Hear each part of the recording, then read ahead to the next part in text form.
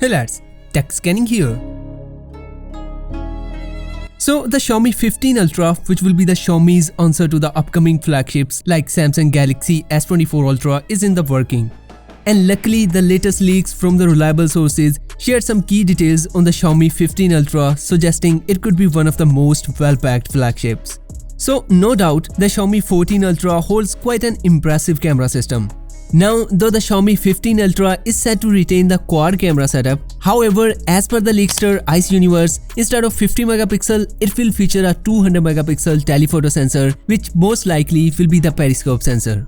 He says this newer sensor will offer 4-point-something optical zoom, which will bring some impressive photography for the fans.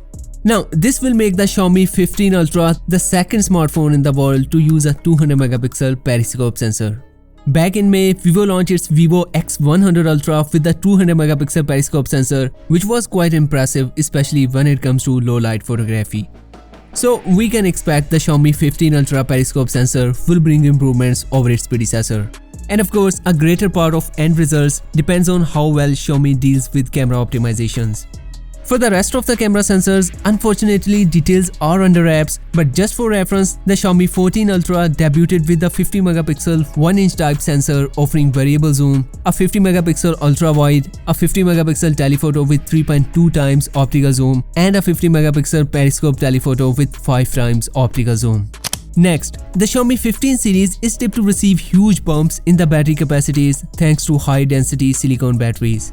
The Xiaomi 15 Pro is said to have a massive 6000 mAh of battery capacity, up from 4880 mAh, while the Ultra variant with the 6200 mAh up from 5000 mAh. Now, with such a huge capacities, we can expect some peace of mind battery backup. Anyway, rest assured, I will keep you updated on the Xiaomi 15 series.